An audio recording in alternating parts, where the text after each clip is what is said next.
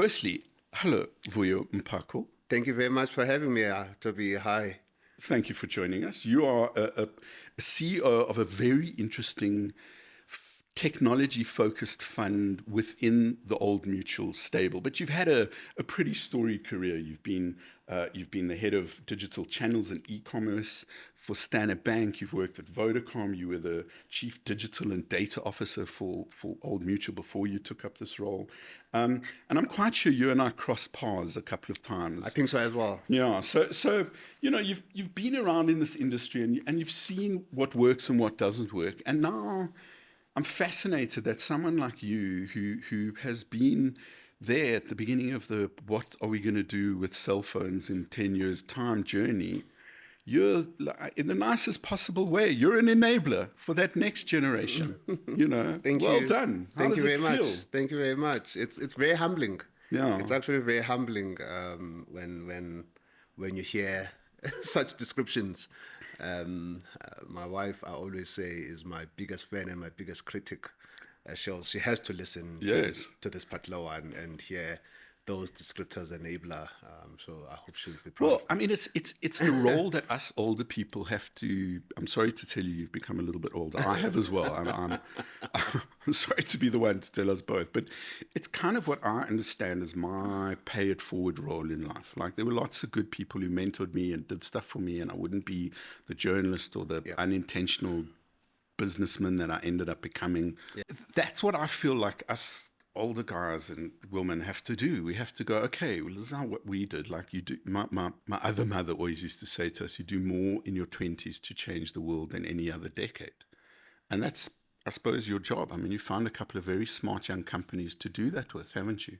Absolutely, and we're super excited about what we've built over the last 3 years or so. I think the company is now 3 years old, and super excited about where we are, but there's a long journey that started before the last 3 years. Yeah. And I think everyone else sees the last 3 years, but it's been a long journey. No one ever sees people building the foundations, right? It's only when the skyscraper takes shape with the glistening glass windows, right? Exactly. So some of the interesting companies, I look at your portfolio. There's Ken Health. I think they do a really great product with their hair products. And given the desperate need for employment everywhere, these guys, JOBJACK, seem to have a nice way of looking for jobs using mobile, using AI. Let's talk about those two companies. Yeah. And maybe, Toby, I think perhaps it would be important for us to just position why we ended up where we are before we jump into those.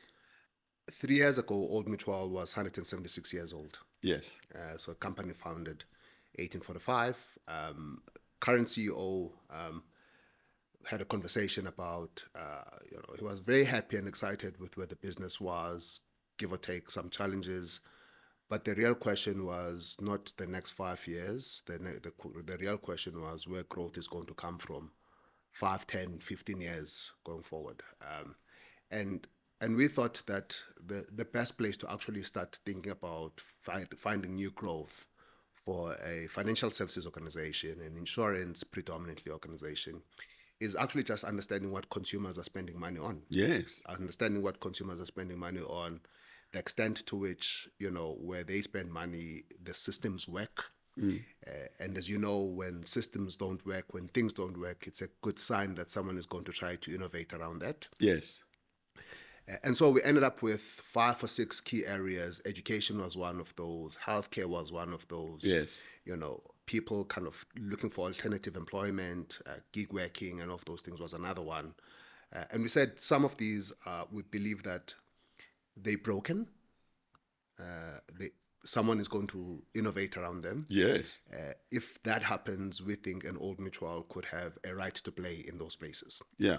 And so that's how we ended up kind of thinking about health, thinking about the jobs ecosystem, because we believe that there's quite a lot of consumer activism in them. And to the extent that there is, these could be the new distribution opportunities for an organization like Old Mutual. You know, I said this once, and someone said to me, "Oh, it's so wise." I was like, oh, "I've just got nephews and nieces." But at the point was, you know, when my nephew, then there's some of them in their 20s now, they were in their mid-teens, and I remember saying to someone, they were asking me about something. I said, "If you want to see the future of technology, watch a teenager." Yeah. And it was a fascinating inflection point where cell phones, they were still 2G phones, they'd become flip phones, and all of a sudden all the kids wanted Samsung flip phones. Why? And it wasn't a brand choice, it was a technology choice. They wanted to listen to music, and Samsung was the only phone on the market at the time that had an micro SD card slot. And it was fascinating. And then years later they all did something else, and I could talk about all of that. But it's fascinating to see. They're the digital natives, the digital born frees, I call them. Yes. They're born into this. Yes. You know, they know this is you don't have to teach a fish how to swim, you know. Absolutely, absolutely. So that's kind of broadly how we started off. And actually the name of our company, Next176, came from exactly that. Old Mutual was turning 176 years, and we're trying to figure out what the next 106 years for us is going to look like. I mean, it's a very next gen, like Gen Z way of doing it, you know, name and a number. So that was one. I think going back to your original question around our investments into Kena and our investment into JOBJACK, both of these, we loved a couple of things about them. One, the ecosystem that they play in was really strategic for us, both in health and in the jobs ecosystem. But secondly, you know, like any other one of kind of traditional VC investors, we liked the team, some super smart founders leading this, the passion that they speak about, you know. The founder of Kena, Saul, when I talk to Saul, what I've learned about the health ecosystem is amazing from just talking to Saul.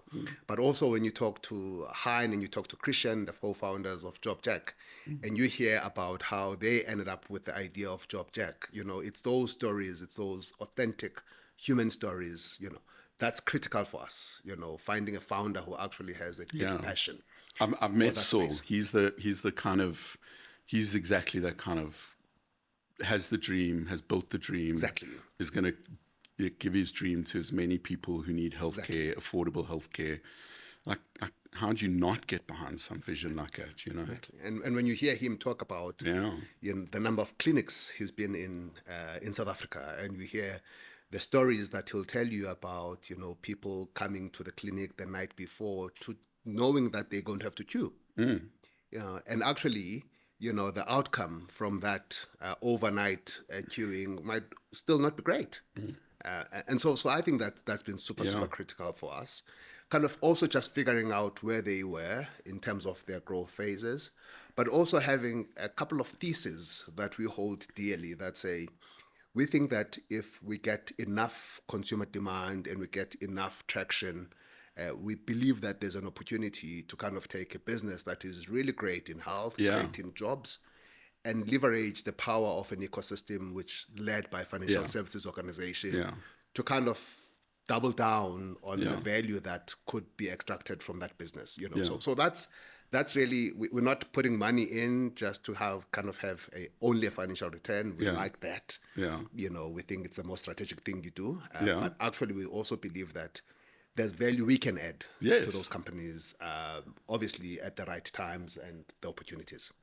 Kena Health is a great example for me of, if you're going to do something that's going to change the needle, move the dial, make the world a better place, it has to be self-sustaining. It has to be something that can carry on funding it. So I like that there's financial imperatives in companies. I like that investors say we want to see our money, because that's the real world. If you're going to do something that's going to change the world, it's got to be a real company. You know, even if you start off with a bit of VC financing and you get it going, but once you've got the business running, you do that. And that's, you know, that's the nature of business. For so many people, just finding a job is all they want to do, right? And that's why I love job-related services. We've built something like that on our own news site, scroller.africa, where we try and help people with jobs. We try and make it easier. We're also using AI to make it easier for people to find the information. What we know is that many of those job seekers don't have the data. They have to make a choice between paying for data or buying lunch. It's really important. People need to get a job. So I'm always pleased to see smart ideas like JOBJACK come along. Let's talk about that for a little bit. How are they helping find people find jobs? I think that's really the problem statement. The problem statement on our continent is that for many entry-level job seekers, because of the cost associated with actually just getting a job, the cost of having to go to find a internet cafe, do your CV, all of those free Wi-Fi, all of those things, because it's so expensive. Yeah. It's actually prohibitive. So then people, and we hear this from the founders, Christian and Hein, is that then people just end up not looking at all because it's prohibitively expensive, and actually they'd rather spend that money on food. Yeah. So that's really the problem statement. And it's dispiriting. I feel so for these youngsters. That's Vuyo, really it's the problem statement that they were solving for. Yeah, it's like after a long time of searching for a job, you start to give up, and that's we can't let the and young this is give up. entry level roles. And so what they did, leveraging the technology that we use on a daily basis, is actually, we all use WhatsApp. Can we not make it available for you on WhatsApp? Most people who are kind of middle LSMs upwards are on LinkedIn. But can you create a similar experience to what LinkedIn is? Because LinkedIn is not about you and me meeting. LinkedIn is actually monetization through recruitment. Yes. That's how they make money. Exactly. By they monetizing us. Yes. All the people on. Funny how they all do that. So that's kind of where the world of JOBJACK has been. Is right now they have 3 odd million people who've actually gotten on their platform. They've got their data, and they have a couple of really exciting brands, like corporate employers who are looking for entry-level roles that are some of their clients. They're placing just over 1,500 people every month. Yeah. So that's an amazing story. Wonderful. It's great. And actually, there's a point that you made earlier around, we firmly believe that for these business, they have a massive impact, but they've got to be sustainable. So when we're able to actually go in and say, we think that we can see what the business is doing, we think that there's potential in being able to actually generate decent returns from this business, but also there's the potential to actually create massive impact on the African continent. And then you find some super amazing co-investors, the like of MSDF, who are able to actually come onto that round with us on exactly the same terms. Of course, they're looking for impact. I suppose if Old Mutual through Next176 is investing, so that's a massive acknowledgement of success. I mean, for small businesses to have that kind of thing, that makes a huge statement. And we say that consistently. Yeah. We say that consistently with many of the investments that we make. This is one of the things that we believe is our superpower. Yeah. Our superpower is that we help these companies actually have real credibility. Yeah. Because of the halo that an Old Mutual brings. It's a very, very useful thing for, it's useful, spectacularly useful for a small startup. But I suppose what's also really helpful is Old Mutual's got a whole bunch of networks. You know where to find a good plumber, a good electrician, a really good web designer. You also know how to think about the right things. So you've got a really good network, and I think that's part of what a VC fund brings to a startup. Like, a startup guy's got a good idea, knows how to do it, but he doesn't have to be a supply chain expert. He doesn't have to know how to integrate HR software into his business. That's the kind of support I think a big business like yours can offer them. And I think I agree with you. One of the things that we've had to be very, very diligent and disciplined about is that, what is it that is unique to us? Yeah. Every other VC fund can do the things you're saying. But, can we find developers better than the next venture student? Yeah. Maybe not. Yeah. But what is it that is unique to an Old Mutual that we can give as a superpower? We have access to our institutional client base, We manage over a trillion rands of assets. There isn't a single big investment in renewables that we're not involved in. Only $1 trillion. And so the credibility we have with many of the other listed companies, that's unique to us, we believe. And so our ability to be able to actually find that uniqueness and actually use that as our superpower is the one thing that we've had to kind of double down on. I suppose, Vuyo, my final question is just around how this is going to evolve, don't you think? It's like it's the evolution of, there's a lot of focus, on small businesses, on tech businesses. The SA Job Fund's also just announced a tech investment fund. I get regular press releases. It can't be anything but a good thing that the VC startup culture has, I feel like it's finally arrived in South Africa. There's so much interest. It's a great time to be a tech startup person in South Africa because that focus is here. And it's here in part because of the other foundational things, fiber, really fast mobile internet that we could never conceive of in 96, the cloud-based computing. All of the things are in place for this next generation to be able to do. What are they going to do for us? Let's see. I think we believe in the power of the network and the ecosystem. We believe that as corporates, there is something that is unique that we can do. Next176 obviously has to be very successful. Old Mutual has to be very successful. But actually, the story is much bigger than just Next176 and Old Mutual, in that if we can demonstrate that we can add significant value into this ecosystem, whether it is access to the networks, it is capital, of course, but also whether it is also opportunities to kind of find exit as a strategic investor. We believe that a company like ours doing it successfully kind of sends the message that actually this does work. Yeah. There is a challenge around corporate-backed venturing globally. Yeah. And so this is something that we hold very, very dearly because we know that there's a lot more failures than there are successes. And so our ability to actually kind of, we walk a very, very tightrope. Yeah. We've got all of these amazing assets that a big corporate brings, but we also operate like a proper and a solid VC at the same time. Yes. The practices, how we make investment decisions, et cetera, it's a speed, if not better, than what you would expect in a VC world. Yeah. It's the instruments that you should be expecting as an investor in a VC world.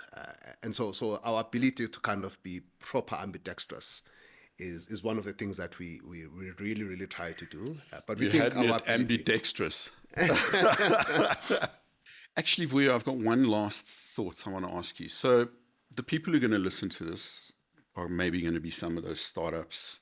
They're going to go, how can we get some backing? What advice would you give those young generation of entrepreneurs? What do they need to do? How do they need to get themselves ready for a small business to interface with big business? Do you know what I mean? There's some communication protocols. There's an SDK.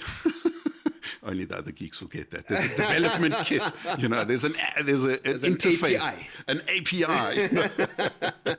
What's the API to interface with big corporate investors? So I think two things. I think there's one, really focusing on your business and focusing on the startups that we've partnered with that we love dearly.